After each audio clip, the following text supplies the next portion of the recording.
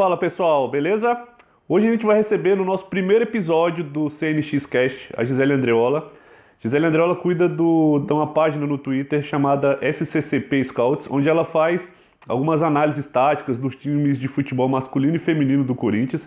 E ela vai contar pra gente, nós vamos trocar uma ideia sobre como ela saiu de 4 mil seguidores e foi para 12 mil seguidores em pouco mais de 6 meses, de forma totalmente orgânica, apenas com a regularidade de conteúdo. Ela entendeu a necessidade do público dela de conteúdo que queria consumir e ela entrou nessa linha, responde aos comentários, entende o termômetro ali da página para direcionar o seu conteúdo. Então tem muitos insights legais aí, fica ligado, vai começar mais um CNX Cast.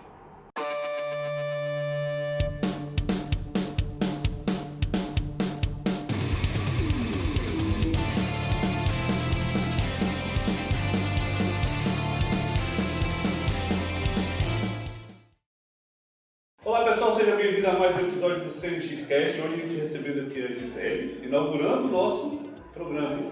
Olha que legal. Pioneira. Gisele hoje vai falar do que eu acho um puta case de conteúdo nas redes sociais.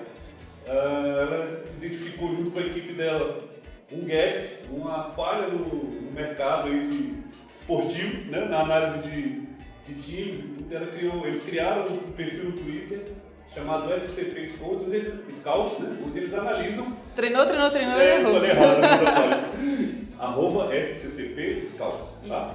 Onde eles analisam taticamente os times masculino e feminino do Corinthians, enfim, colocam vídeos analisando os gols, produzindo conteúdo ultra relevante e gerou um super engajamento na página. Ele entrou no perfil lá, entrou na página em 2019, né? No início desse ano. Início desse ano, eram 4 mil seguidores. Eles identificaram uma falha mesmo, né, nessa questão da comunicação, de como que as emissoras falavam, de como os analistas táticos tratavam tudo. Eles quiseram fazer algo diferente e conseguiram gerar um conteúdo de muita relevância. A página, quando a Gisele entrou, tinha 4 mil seguidores, hoje tem mais de 12 mil, né? Então ela vai contar um pouquinho da história desse case que a gente acha super legal, e a gente de vez em quando vai pegar alguns insights aqui e trazer para o nosso ambiente de análise de marketing digital, de social selling, enfim, de engajamento, para que a gente consiga também compartilhar com você algumas dicas super relevantes, que a gente entenda que rede social é uma troca, é uma mão de duas vias, né? E por isso que eles conseguiram esse super engajamento e esse super poder aí de seguidores, né? Esse boom de seguidores. Então, Zé, conta um pouquinho para nós aí como é que foi isso aí. Começou lá em 2017 com o Lucas, que foi quem fundou a página, quando o Corinthians teve aquela arrancada no primeiro turno, que saiu ganhando tudo, invicto, histórico, e criou aquela gordura na liderança, e de repente chegou no segundo turno e despencou, e os times ali se aproximando, Palmeiras principalmente. Foi indo do Neto. E aí o Lucas percebeu que dentro do cenário do jornalismo esportivo em geral, as pessoas são muito sensacionalistas, vão muito pro lado motivacional dentro do esporte. Claro que isso é uma realidade, mas não se resume a isso. Isso é um pequeno trecho de um todo para um time jogar bem ou jogar mal, enfim. E aí ele criou a página com esse propósito, de ir na contramão. Enquanto todos estavam falando que, cara, ele não tem ideias, ou o time está desmotivado, e ele foi criar o conteúdo para explicar por que realmente aquilo estava acontecendo. E aí, nisso, só que ele fazia um jogo, depois de um mês fazia outro, não tinha aquela rotina mesmo, né, de fazer sempre o conteúdo, a frequência, que é muito importante. E aí a página crescia assim, 10 seguidores, 20 seguidores, aquela coisa bem lenta. E aí ele viu o Yuri, que também é da página, gostava também, que ele também é nessa contracorrente ali, dentro do perfil pessoal dele, para falar sobre o assunto, e chamou. E em 2019 eu entrei porque tinha o time feminino do Corinthians, tinha sido campeão brasileiro em 2018, e a gente percebia uma forçação, uma forma de falar do feminino, que sempre colocava uma vitimização em cima do futebol feminino, que não é isso que o futebol feminino precisa, né? De falar que vamos apoiar as meninas porque elas precisam. Não, vamos apoiar porque elas... É um timaço, então, é um trabalho muito massa. Tu entrou no underground ali do futebol feminino para entender a necessidade realmente das meninas do futebol. Sim. Que essa questão da vitimização não era o que elas queriam passar. Exatamente. Era uma outra coisa. Elas mesmas se incomodam com isso, porque, pô, elas trabalham pra caramba, treinam pra caramba, a comissão técnica trabalha pra caramba, Pô, então, tem investimento. Isso já foi um puto insight que tem o conteúdo, então. Sim, já porque enquanto a sair da manada ali, né? todo mundo falando do feminino com essa... E eu, não, vamos fazer da mesma forma que eles levam a sério o masculino e querem levar o feminino pelo, tô com pena, não sei o quê, vamos assistir, dar um apoio. Não, porque acompanha porque, com todo... Sim. Não sei se eu posso falar. Pode. Elas são foda pra caramba. Então a gente quis mostrar nisso e não simplesmente falar, elas são foda, tá? Mas por quê? Porque, olha, o Corinthians joga assim, assim, assado, treina assim, ataca desse jeito, se defende de tal forma, tal jogadora encaixa dentro do modelo porque ela tem uma característica assim, e fazer o pessoal entender que não é mulheres que se encontram ali e fazem porque, é legal o rolê. Não. É sério, tão quanto o masculino. São duas modalidades diferentes, mas são duas modalidades profissionais sérias. Sim.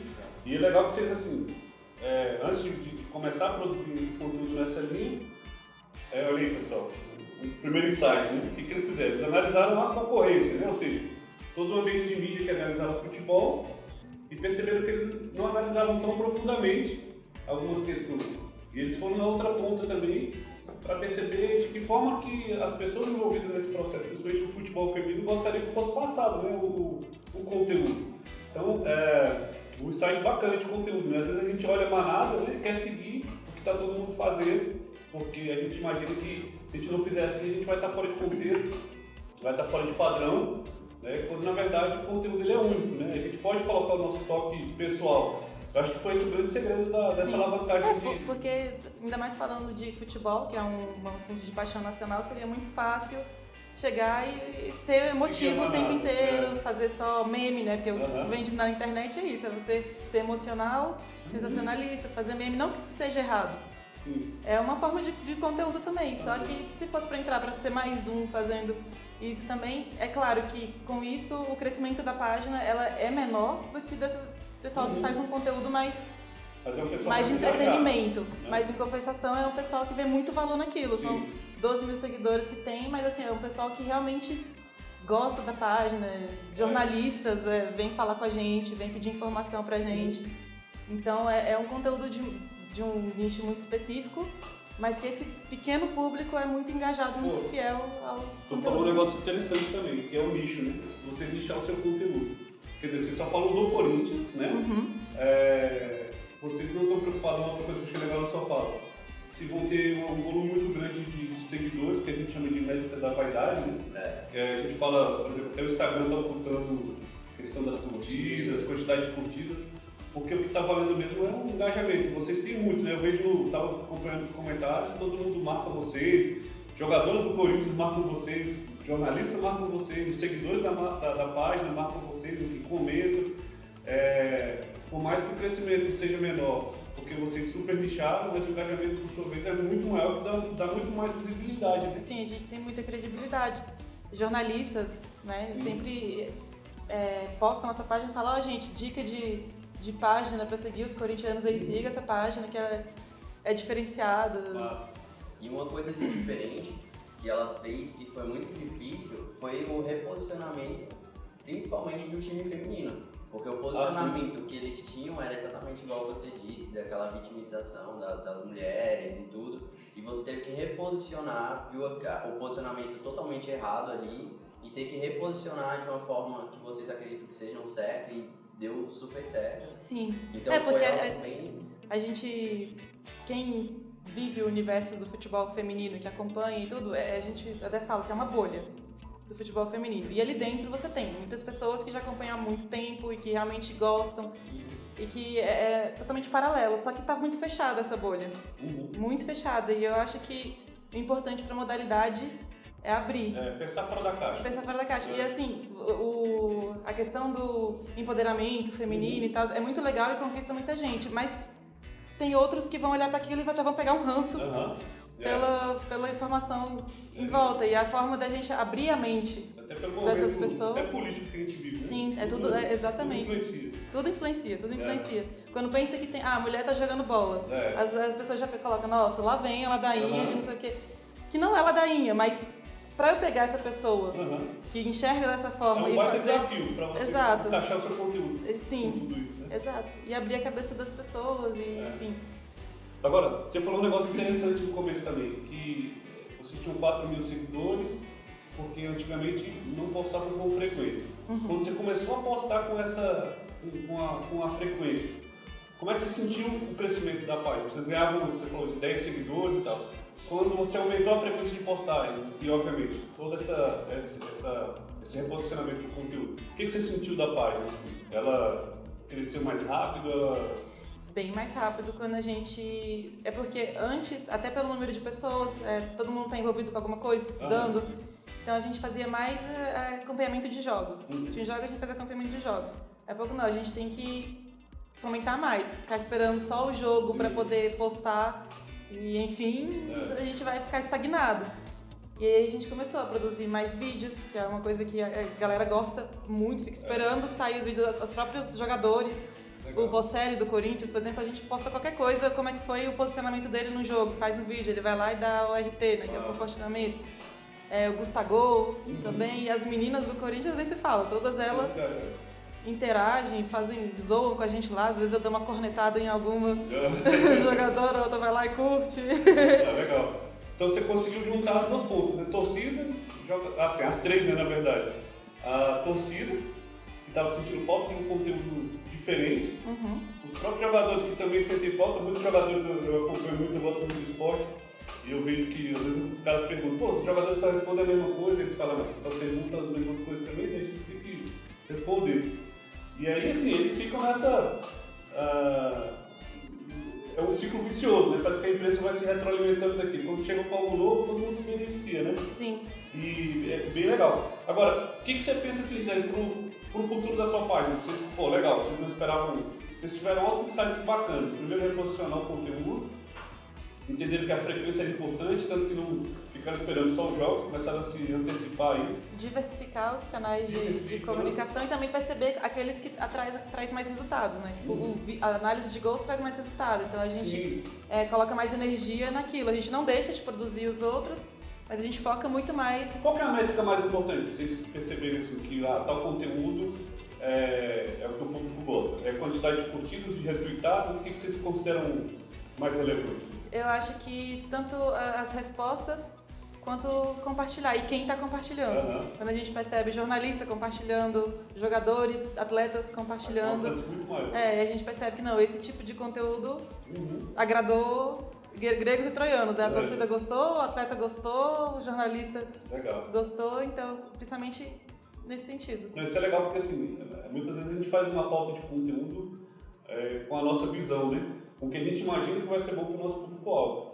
Mas, e aí eu falo muito isso para os meus clientes também, a gente como dono de negócio e como a gente tem o nosso ego, né? A gente acha que aquele conteúdo ele vai ser legal porque a gente acha que ele vai ser legal. De repente chega o nosso público e fala, não é nada disso, eu quero outra coisa.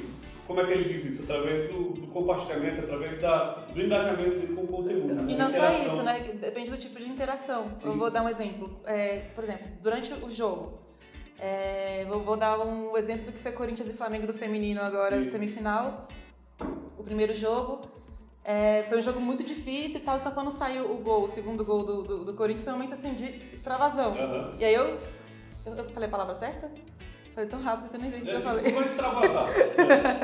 E aí eu fiz um tweet tipo, Vitória Albuquerque com muito ódio, não sei o que. E aí aquilo, estoura. Só que aquilo é muito mais o momento. A gente fala que tem a métrica que realmente importa e aquela métrica de fazer um carinho em todo mundo, sabe? Então quando a gente faz esse mais emocional, dá uma estourada, mas não é o mais importante. É legal pro momento.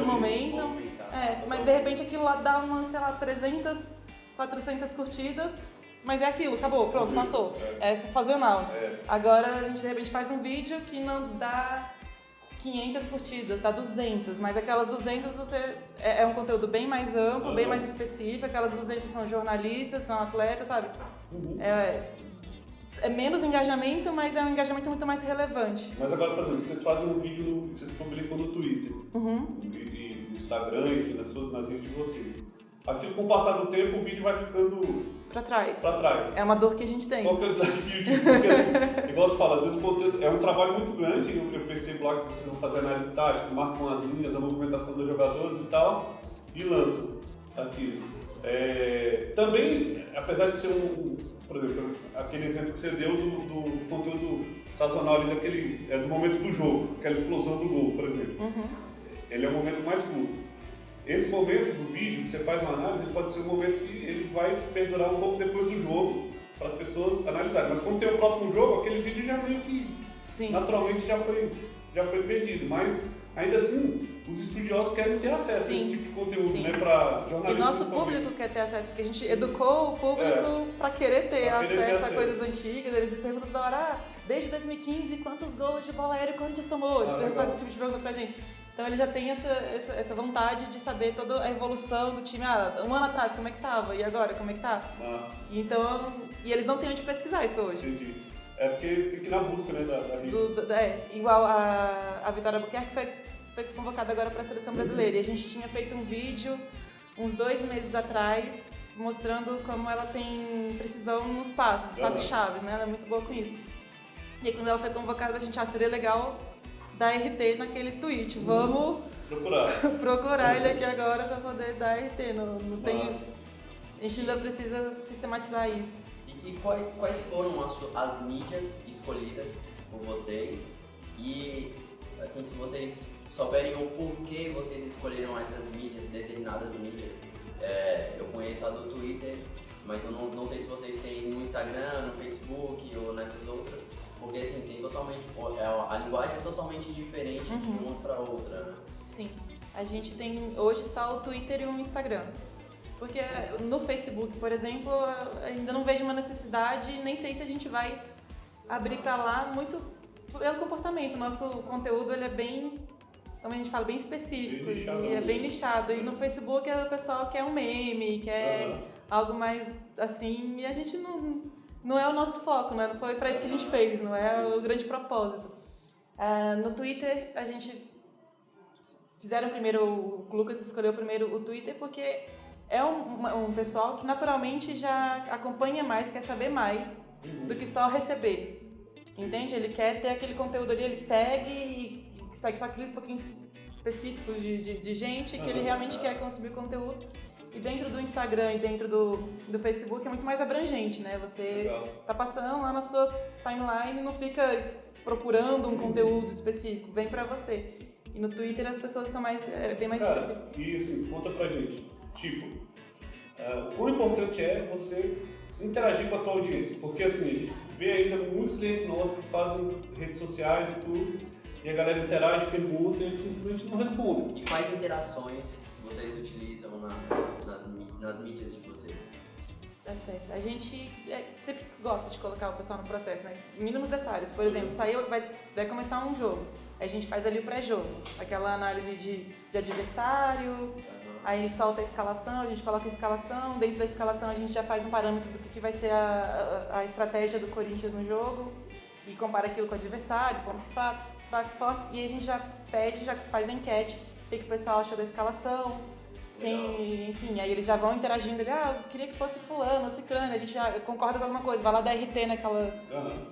ele comentou que queria o Ramiro, por exemplo, aí dá o RT ali e explica por que talvez a gente concorde, poderia ser o Ramiro, e tentei explicar pra ele por que talvez o Carille não escolheu o Ramiro nesse momento.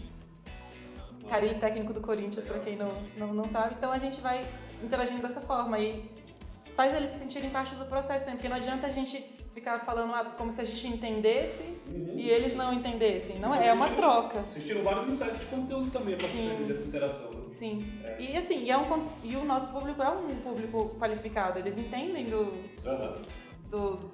da estratégia. Talvez alguns nem tanto, mas mesmo os que não entendem tanto, eles querem talvez não pensar sobre, mas entender o contexto final, entende? Por exemplo, aquele jogo, ele não sabe por que o Corinthians perdeu, não consegue visualizar exatamente, mas ele quer visualizar, ele vai e fala. É um público bem... É um público mais inteirado do futebol, assim. Sim. Conhece um pouco mais de futebol, né? E aí vocês também têm que se preparar para atender esse tipo de público. É legal que, assim, antes de qualquer coisa, vocês também conheciam o público de vocês, né? Para que tivesse esse boom, né, de crescimento, assim. Então, não adiantava nada, por exemplo, você produzir um conteúdo muito raso para essa galera que ninguém engajar, porque é mais o mesmo, né? Exatamente. E foi legal que vocês conseguiram mapear esse público antes de começar a produzir conteúdo, né? E a gente fala até aqui também que, assim, muitos negócios às vezes não vão para frente, porque eles morrem na hora que nascem, na hora que vão identificar o público-alvo, né? Não identifica, de repente, a necessidade daquele público, que você identificou que o seu público tinha uma necessidade de um conteúdo diferente do que estava sendo produzido. É como eu fosse ir pro Facebook, no meio da galera que quer o meme, e ficar falando pra eles de Tati, 442, isso aqui, parará. Ia perder tempo. Eu ia falar sozinho. Exato, falar sozinho. Isso é legal também, porque assim, antes de você estar presente em todas as redes sociais, todas as mídias, é legal saber qual a sua aderência naquela mídia, se o seu conteúdo é aderente àquilo também, porque não adianta estar lá só por estar. Gastar energia é algo que não te traz retorno. Exatamente. E esse é um ótimo insight principalmente para os nossos clientes ou para quem está ouvindo a gente, que muitas pessoas procuram a gente e elas querem sair criando contas em todas as redes sociais, querem estar presente em tudo que é lugar, só que ela não observa que o público dela, a persona dela não utiliza aquela mídia ou ela não está engajada naquela mídia para aquele tipo de conteúdo. E no caso é de vocês, com certeza tem pessoas que gostam do conteúdo, às vezes até seguem vocês, mas no Facebook talvez eles não iam ter a mesma interação, o mesmo engajamento. A gente foi pro Instagram, foi esse ano, por perceber essa necessidade. Foi quando a gente percebeu realmente uma necessidade de ir pra lá que a gente fez, com a questão dos vídeos. Porque, principalmente por causa dos jogadores, tanto do feminino quanto do masculino, porque ali é mais fácil, a gente posta um story ou um vídeo e eles compartilham pro deles direto dali, então a gente, é legal fazer isso por ele também, tem mais gente no Instagram para consumir esse tipo de conteúdo. E esse é outro ponto, que também as pessoas devem observar que o crescimento do consumo de vídeo, hoje em dia é o que está... É o principal meio. Então, as pessoas elas têm que estar no meio. Independente do conteúdo, eu acho que o vídeo é uma coisa primordial para... Sim. Na hierarquia de conteúdo é vídeo, é áudio, né? Sim. Audiovisual, né? Tá dominando, mais do que texto, do que imagem, né? Sim. Vídeo e áudio realmente tá dominando. Cara, me fala aí quais são os seus desafios aí pra frente. Com o seu perfil, eu vi que a gente conversou em off, pessoal, tá? E o desafio era a gente fazer com que esse projeto fosse rentável, né? Até agora ela conseguiu um baita engajamento, ela tem realmente muita autoridade no que ela está fazendo, que é o que a rede social ela traz, né? Mas a gente precisa pensar em uma forma agora de rentabilizar isso, né? Vários repórteres, vários jornalistas entram em contato com você, pedem ajuda para ela em análises estáticas e tudo, gente muito importante aí do meio televisivo, né? Mas a gente está estudando agora uma forma de a gente transformar isso num produto, de empacotar isso de uma maneira que ela consiga rentabilizar. Uma das coisas que a gente pensou foi justamente a dificuldade que ela tinha nesse repositório de conteúdo, por ser rede social e o conteúdo está sempre andando e os vídeos ficando para trás, é uma timeline, a gente fazer isso num site, né? E o site é uma forma de a gente condensar todo o conteúdo, centralizar tudo, é uma espécie de hub, né? E a gente sempre conseguir fazer com que as pessoas acompanhem. Com essa quantidade de seguidores, a gente imagina que ela teria um tráfego muito bom mensal. E aí, com esse tráfego, com essa autoridade, ela pode usar o site como uma plataforma de anúncio para quem se interessar em colocar algum banner, deixar um espaço para publicidade, enfim, expressar algumas coisas. E essa é a ideia. O que você acha aí, José, disso? Assim? O que você pensa mais à frente? Exatamente isso, porque, por exemplo, às vezes a gente posta lá mapa de calor, números, e aí depois de, 3 jogos depois, o pessoal pergunta: eu senti que o jogador X deu uma caída de produção, ou o jogador X tá melhor. Tem como postar de novo a de antes comparando com o de agora, e não sei o quê, então é mais fácil se tiver dentro de um lugar, um link ali rapidinho que a gente possa fazer isso, até para nossa própria pesquisa também, porque alguns dos nossos conteúdos ficam muito atrás, a gente, nossa, aquele vídeo daquele dia seria legal agora, enfim. Então a gente precisa desse meio, a gente precisa, e até para conseguir parcerias e tudo, é uma forma de profissionalizar, né? Porque se a pessoa só tem redes sociais, não, você é um... É igual quando eles gostam de limitar as pessoas, você é um, sei lá, influencer. E aí isso já vira já tem meio que um preconceito, exatamente. Aí a gente nem gosta disso, a gente não é isso, a gente só produz um conteúdo diferente, assim. Informação, tanto que a grande estrela é o SCCP Scouts. Sim. Né? Não é Gisele, não é Lucas, não é Yuri, é o SCCP Scouts e a torcida e essa troca que a gente tem ali. E a gente precisa levar isso para outro caminho. Outro dia eu fiz eu até mostrei pro Guto, destrinchei todo o time feminino do Corinthians. Como ataca, como se defende, como atua em transição ofensiva, defensiva, algumas características individuais das jogadoras em cima disso, um conteúdo bem legal. Um e-book, basicamente um e-book. Eu quero lançar como uma revista digital. Legal. E aí eu só postei, assim, foi no meu Twitter pessoal, que eu tava fazendo aquilo. Aí deu quase 1000 curtidas, um monte de gente compartilhando, jornalistas vindo falar comigo, quando estiver pronta me avisa e tudo. Aí, beleza, tá pronto, só que eu não tenho... Tá, onde que eu vou colocar esse conteúdo? Então o site é pra ontem, pra gente ter esse tipo de conteúdo lá. Cara, então, vamos ajudar nesse desafio. Vamos desenvolver o site do SCCP. SCCP Scouts. Aprendi a falar, até o final eu aprendi. Cara, valeu, gente. Muito massa o papo. Eu acho que a gente já elencou aqui alguns fatores por que eu acho essa página um puta case de social selling, de conteúdo mesmo. Apesar de não ter vendido nada ainda na página, mas assim, uma forma de você se posicionar primeiro como autoridade. Falta só o complemento da estratégia agora, que é a parte de rentabilizar. Nós vamos começar pelo site, vamos produzir esse site vai virar um curso dentro da Conexão Marketing e que a gente vai usar esse site para a gente lançar o nosso curso também. Então fica ligado aí que vamos fazer junto, velho. Beleza? Vai ser massa pra caramba. Muito obrigado pelo convite. Valeu. E é nóis. Vai botar pra quebrar. Vamos junto. Vai Corinthians. Valeu, galera. Corinthians não.